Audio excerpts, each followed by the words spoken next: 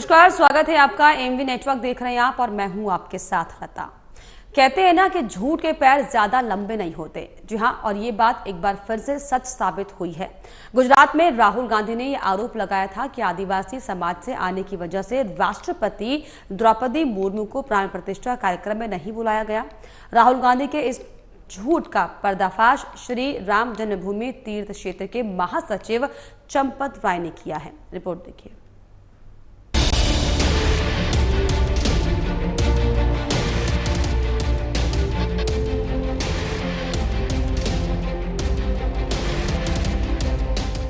कांग्रेस लोकसभा चुनाव में जीत हासिल करने और बीजेपी को हराने के लिए हर हथकंडे अपना रही है। कांग्रेस की पूरी कोशिश दलितों, पिछड़ों, जनजातीय समाज को गुमराह करने की है। इसके लिए वे बिना तथ्यों के आरोप लगाने से भी हिचकिचाते नहीं हैं। आदिवासी समाज को गुमराह करने के और बीजेपी के खिलाफ करने के लिए राहुल गांधी ने गुजरात के गांधीनगर में दावा किया था कि राम मंदिर की प्राण प्रतिष्ठा कार्यक्रम में देश की राष्ट्रपति द्रौपदी मुर्मू को नहीं बुलाया गया क्योंकि वो जनजातीय आदिवासी समाज से आती हैं। लेकिन कहते हैं सच छुपता नहीं है और बाहर आता है। एक बार फिर राहुल गांधी के झूठ की पोल खुल गई है। श्री राम जन्मभूमि तीर्थ क्षेत्र के महासचिव चंपत राय ने बयान जारी करके राहुल गांधी के दावे को भ्रामक और निराधार बताया है।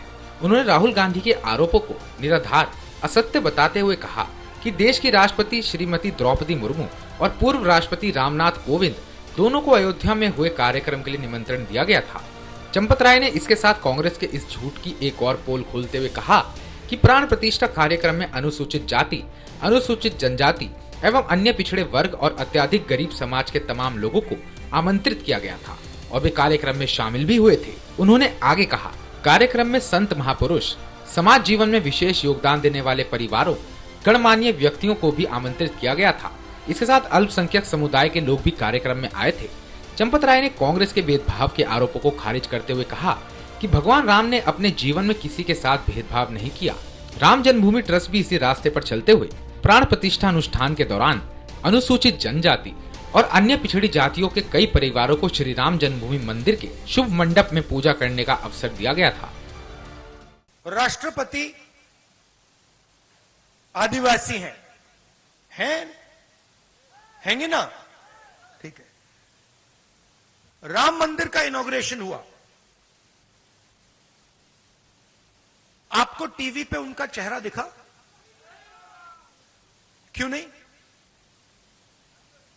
ये फिर से बोलो, क्यों नहीं? क्योंकि वो आदिवासी हैं, हिंदुस्तान की राष्ट्रपति हैं। मगर उनको सीधा मैसेज दिया गया कि राम मंदिर के इनॉग्रेशन में आप राष्ट्रपति हो, कुछ भी हो, आप आदिवासी हैं, आप अंदर नहीं आ सकती हैं। राहुल जी को किसी ने बताया होगा, उस बताने वाले व्यक्ति ने भी तथ्यों की जानकारी नहीं की। इसलिए मैंने लिखा है कि वो वक्तव्य का भाग जो अयोध्या से संबंधित है, रामलला से संबंधित है, वो असत्य है, निराधार है और भ्रामक है, भ्रम फैलाने के लिए किया गया। आज के वातावरण में और फिर मैंने सत्य लिखा है कि माननीय महामहिम राष्ट्रपति महोदया और भूतपूर्व राष्ट्रपति रामनाथ कोविंद जी दोनों को उनके घर जाकर निमंत्रण दिया गया था। रामनाथ कोविंद जी की तो बहुत चर्चा थी, वो आ रहे हैं, छावनी में ठहरेंगे। तो पहली बात, उनको निमंत्रण दिया गया था। दूसरी बात, अनुसूचित जाति, अनुसूचित जनजाति, अन्य पिछड़ा वर्ग, अत्यंत गरीब, ये भी बात आई है, समाचार पत्र में छपी है। मेरा निवेदन है, तथ्य को जान लें। अनुसूचित जाति, जनजाति, अन्य पिछड़ा वर्ग, अत्यंत गरीब, मैं इसमें अल्पसंख्यक भी जोड़ता हूं, सबको बुलाया गया, सब आए हैं। 2024 का चुनाव कांग्रेस के लिए करो या मरो का चुनाव है। कांग्रेस अगर 2024 में चुनाव हारती है तो कांग्रेस के अस्तित्व पर सवाल खड़ा हो जाएगा। चुनाव में जीत के लिए कांग्रेस हर हथकंडा अपना रही है। जिस तरह लगातार कांग्रेस की झूठ की पोल खुल रही है, उसे कांग्रेस के जहरीले इरादे जाहिर होते हैं। कांग्रेस जिस तरह झूठ का सहारा ले रही है, वह लोकतंत्र के लिए खतरनाक है।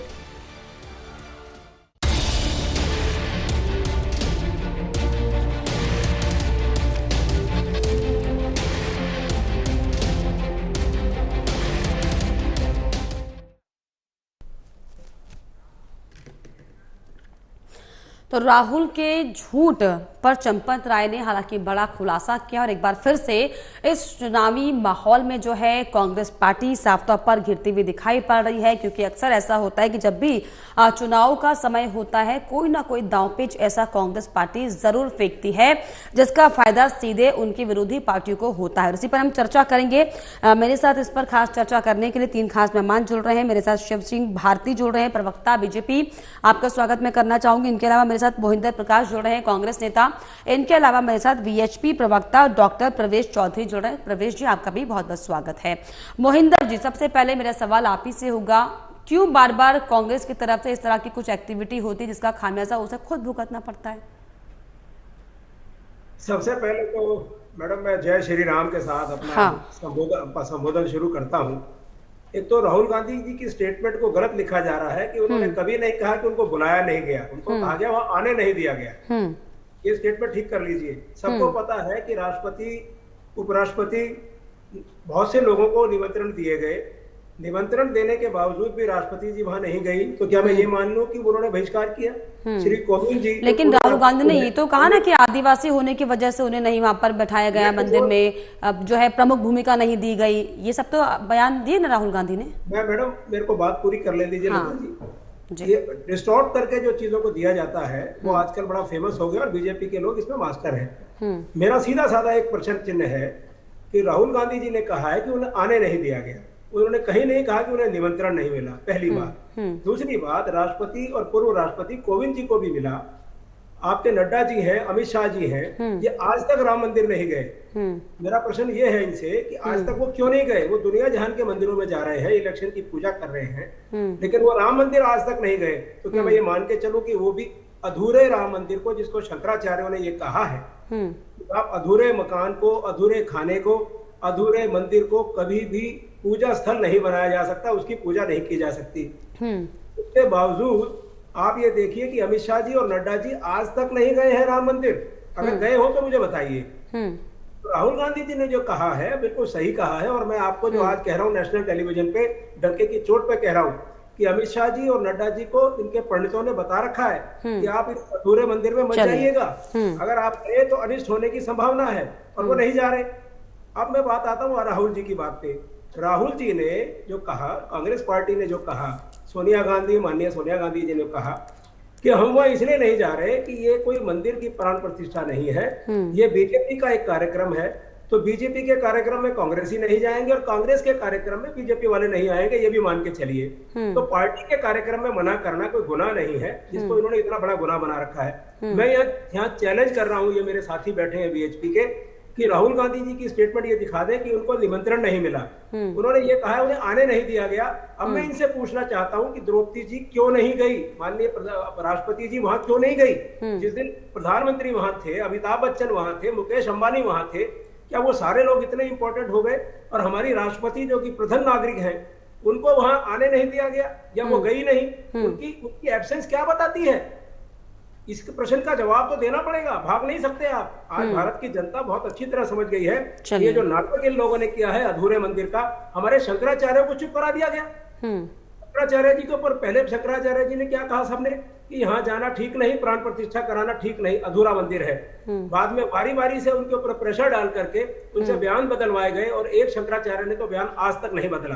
तो मुझे ये बता दें बीएचपी के लोग, और ये बीएचपी के लोग अगर ये हिंदूवादी है, हिंदू शास्त्रों में बिलीव करते हैं, क्या हिंदू ये अधूरे मकान, अधूरे मंदिर, इसके उद्घाटन के पक्ष में है? और चलिए मैं आपका जवाब बीएचपी के नेता प्रवेश जी से ही ले लेती हूँ, उसके बाद में आऊंगी शिव जी के पास।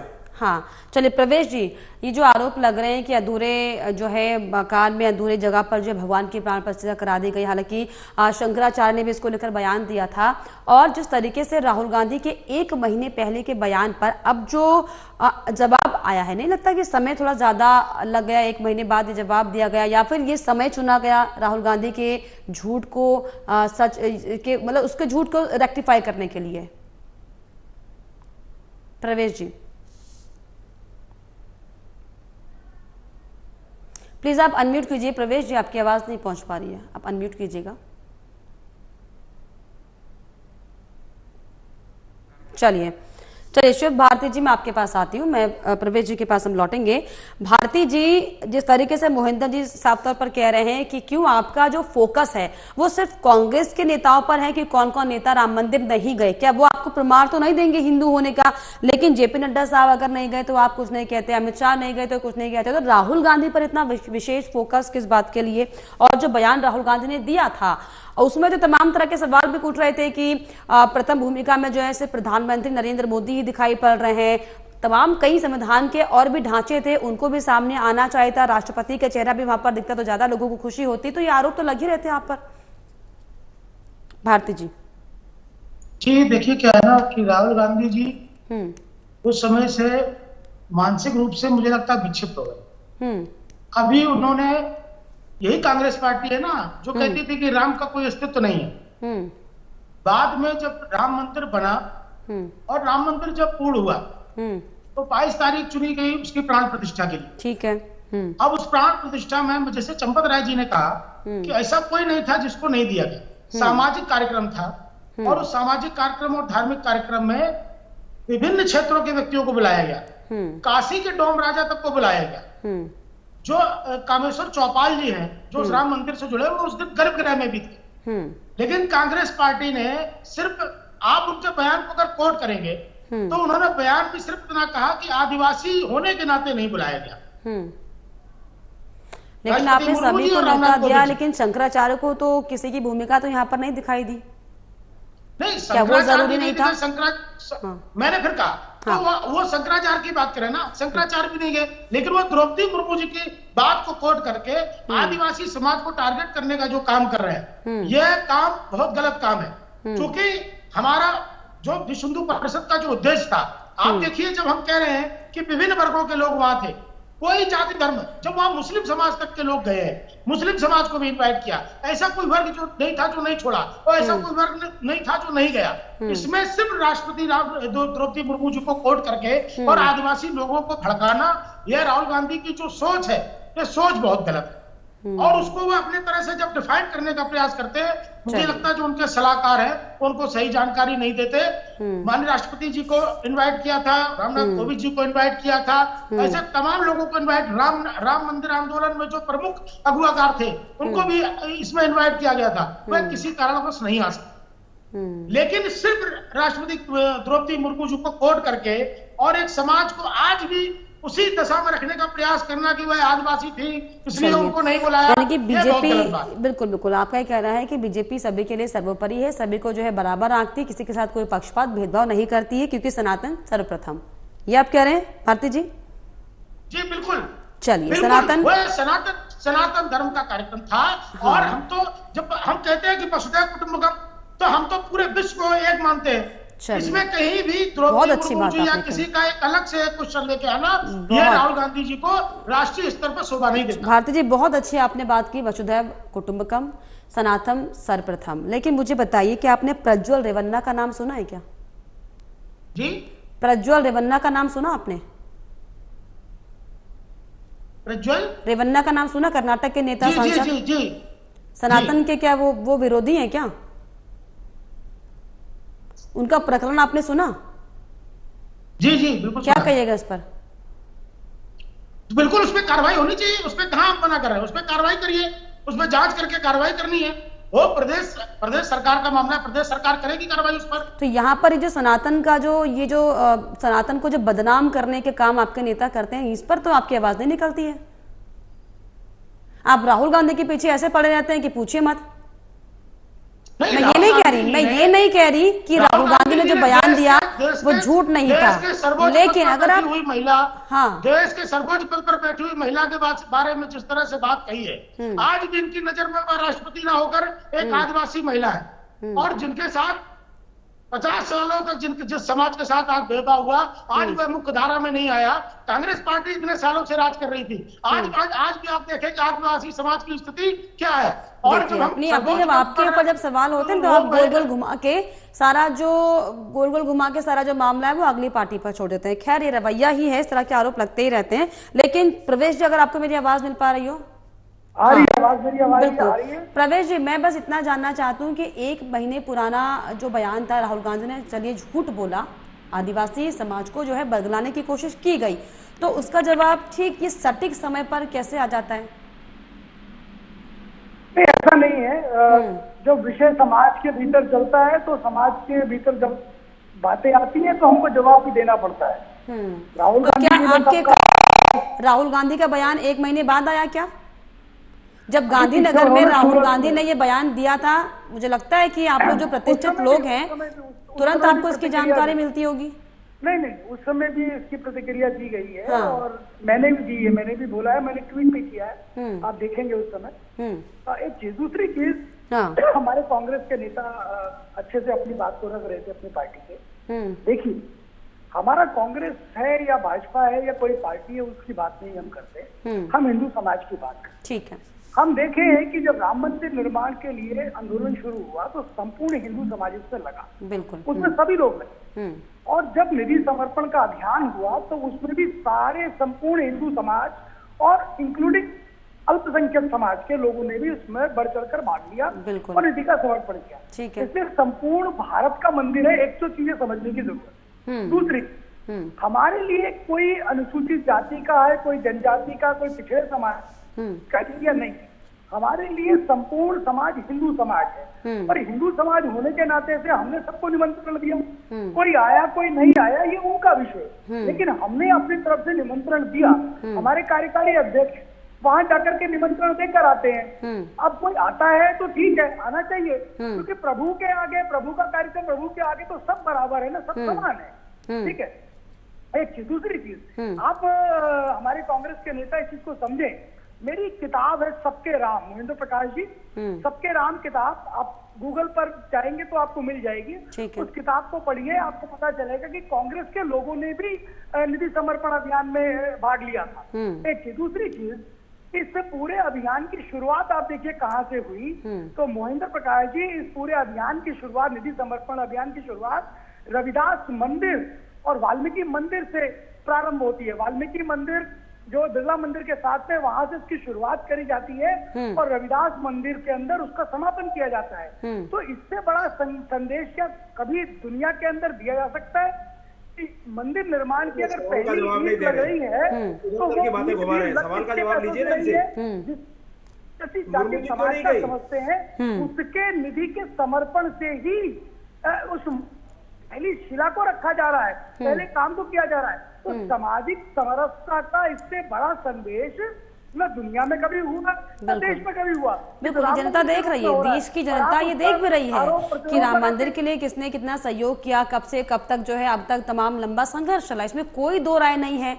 बिल्कुल जनता ये जानती है, इसीलिए आपको जो है समर्थन भी मिल रहा है राम मंदिर को बनाने के लिए। लेकिन दरअसल मेरा सवाल यही था कि बिल्कुल मैं मानती हूँ इस बात को, जो आदिवासी समाज को बदलाने की कोशिश जिस तरीके से बिल्कुल की जा रही है, एक फोकस करने की कोशिश, लेकिन बड़ा सवाल ये कि इसका जवाब चंपत राय जी ने अभी इस समय पर क्यों दिया? 1 महीने बाद कैसे जवाब आपको याद आया कि मुझे देना चाहिए?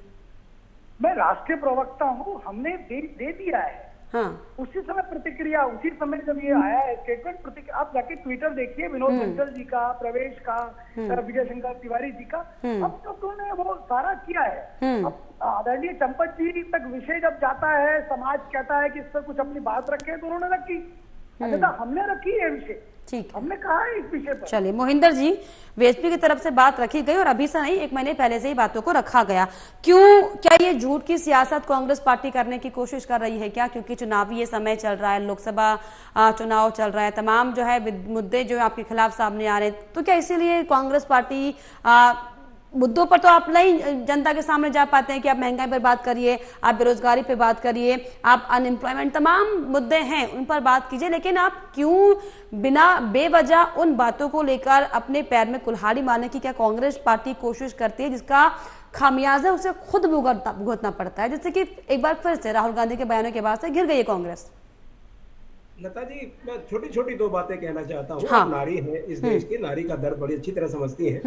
कुछ छोटी छोटी बातें, मैं विश्व हिंदू परिषद के मेरे साथी हैं, माननीय सदस्य हैं, मैं ब्राह्मण हूँ, शास्त्रों का ज्ञाता हूँ, मैंने सारा ज्ञान किया है, राम को भी देखा है, राम को समझा है, राम को मैंने आत्मसात किया है। नहीं, ब्राह्मण होने के नाते से आप देखेंगे।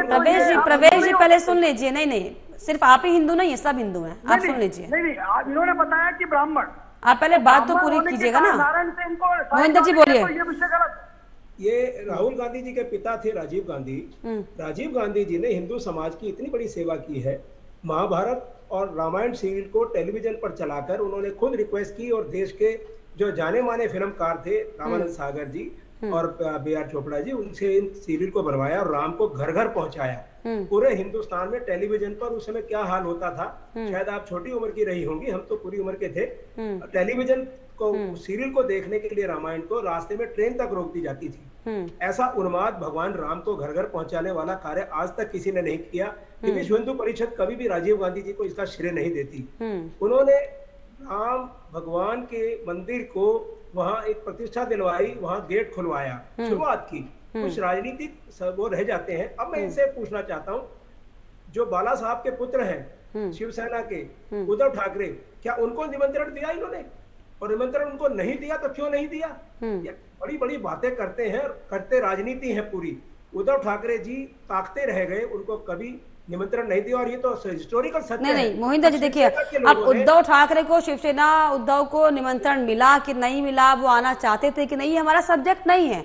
हमारा सब्जेक्ट ये है कि जो आदिवासी समाज को घेरने की कोशिश राहुल गांधी ने की, ये कहकर कि राष्ट्रपति को इसीलिए इस पूरे कार्यक्रम में मुख्य भूमिका में नहीं रखा गया क्योंकि वो आदिवासी समाज से थी, तो ये आहत करता है आदिवासी समाज को।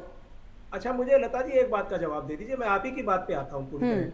अगर राष्ट्रपति जी वहां जाना चाहती थी तो क्यों नहीं गई, और अगर वो नहीं गई तो क्यों नहीं गई? इसका जवाब मुझे दिलवा दीजिए। जब निमंत्रण मिला है तो या तो उन्होंने बहिष्कार किया या उन्हें किसी ने जाने से रोका।